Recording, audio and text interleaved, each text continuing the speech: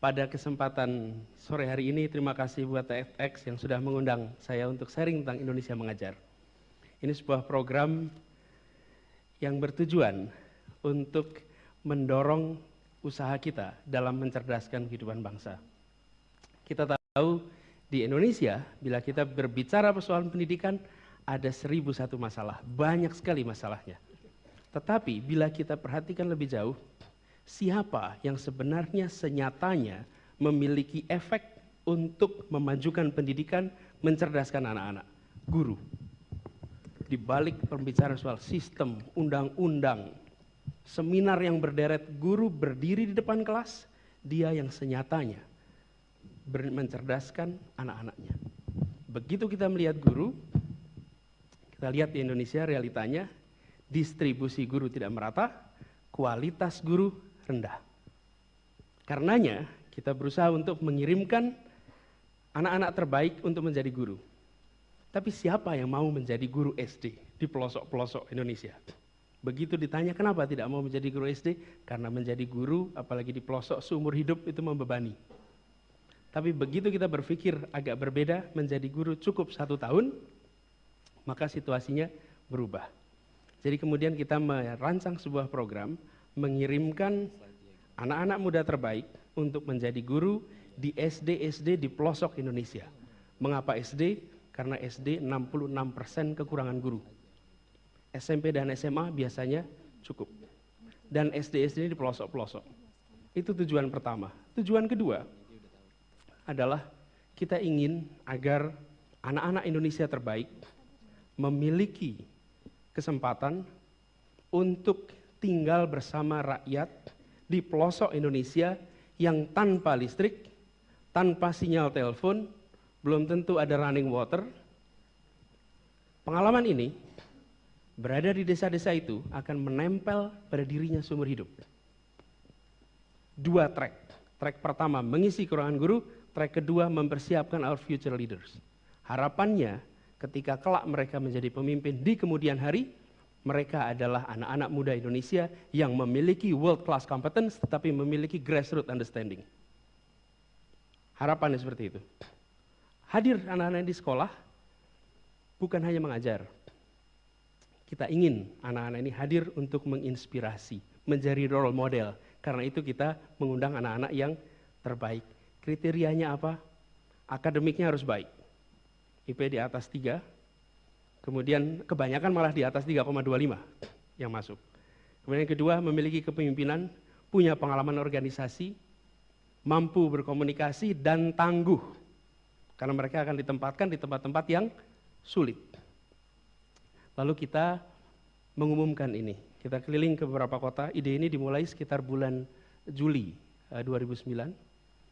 November kita sudah mulai bekerja, Desember, lalu Januari mulai terbentuk organisasinya. Juni, Juli tahun ini kita berkeliling ke 5 kota. Kita mengundang anak-anak Indonesia untuk mau mengajar.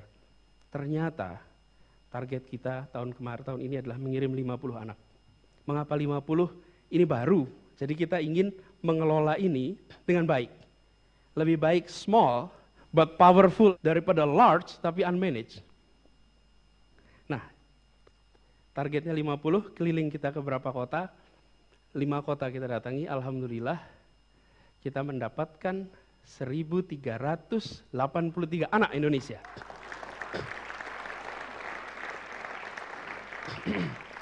Anak-anak ini mengisi application form yang cukup panjang, menulis essay, dan di dalam essay itu mereka menulis mengapa mereka ingin mengajar.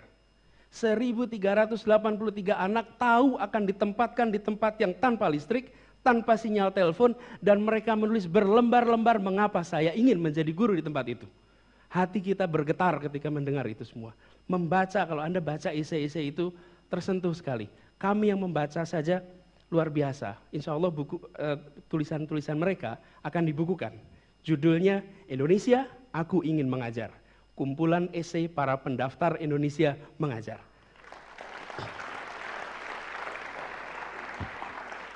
Lalu alhamdulillah setelah itu diseleksi, kita dibantu oleh sebuah perusahaan consulting human resource development DDI dengan Yayasan Indonesia Lebih Baik untuk menseleksi mereka. Ini kriterianya, lalu mereka melakukan proses seleksinya. Dari proses tadi, terpilihlah 51 anak. Tidak bisa 50, rencananya 50. Yang terpilih 53.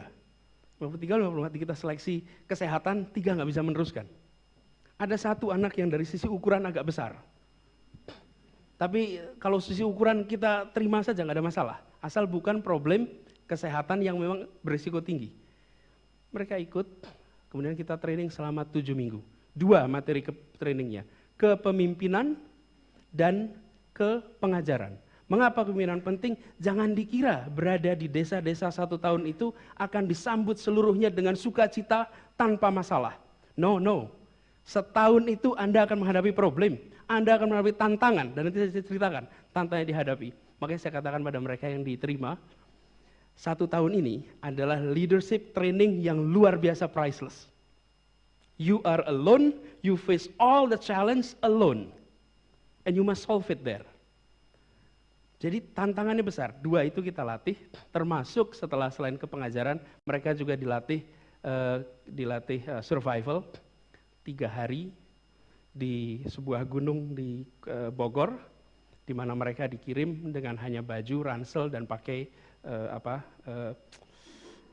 pisau kecil, 3 hari. Jadi seluruh aktivitas, termasuk aktivitas biologis, menggunakan itu. Tanpa ada sungai, hujan, karena musim hujan, dan selama 3 hari mereka lewati. One of the most difficult experience in their life. Kenapa? Supaya kalau nanti di sana yang mereka hadapi akan mereka syukuri. I've gone the worst. Saya sudah lewati yang tersulit, yang ini nothing. Dan benar, setelah itu tanggal 10 November kita berangkatkan mereka. Mereka berangkat dari Cengkareng, dan tanggal 10 November di bandara yang namanya Soekarno-Hatta. Saya katakan pada mereka begini, Soekarno-Hatta memiliki seluruh pilihan untuk mereka hidup nyaman bagi dirinya, bagi keluarganya, dan dia tinggalkan itu untuk mengusahakan kemerdekaan bagi bangsa ini.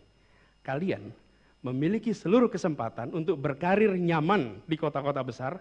Sebagian ada yang sudah manajer di sebuah perusahaan multinasional, P&G di Singapura, ditinggal.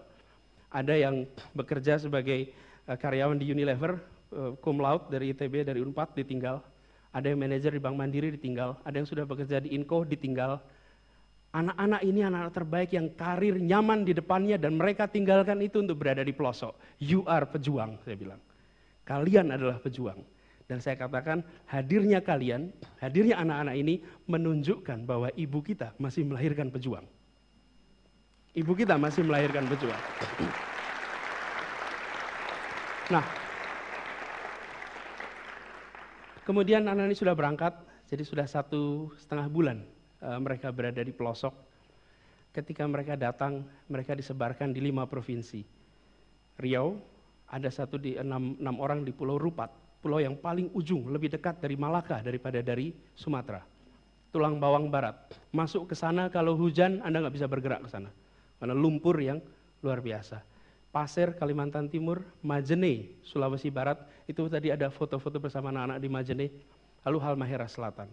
Halmahera Selatan itu dari Jakarta 3 jam terbang ke Ternate, dari sana sampai sana pagi, sore Anda harus naik kapal 8 jam, naik perahu 8 jam sampai sebuah pulau besar, lalu dari sana ke sebuah pulau kecil lagi 4 jam pakai perahu. You are in the place of nowhere. Yang ditempatkan di sana salah satunya dari Singapura tadi yang penuh kenyamanan, ditinggalkan semuanya untuk berada di tempat yang sangat sulit itu. Jadi teman-teman semua, Bapak Ibu sekalian, program ini bukan hanya soal mensuplai guru. Program ini adalah untuk menebarkan optimisme. Mereka hadir di sana menjadi inspirasi, menjadi contoh, menggandakan optimisme. You have a bright future, I've gone through. Dan bagi kita yang di luar, kita ingin agar mereka mengabarkan potensi-potensi anak-anak Indonesia cerdas-cerdas yang berada di pelosok sana. Dengan cara seperti itu, maka harapannya kita memajukan Indonesia.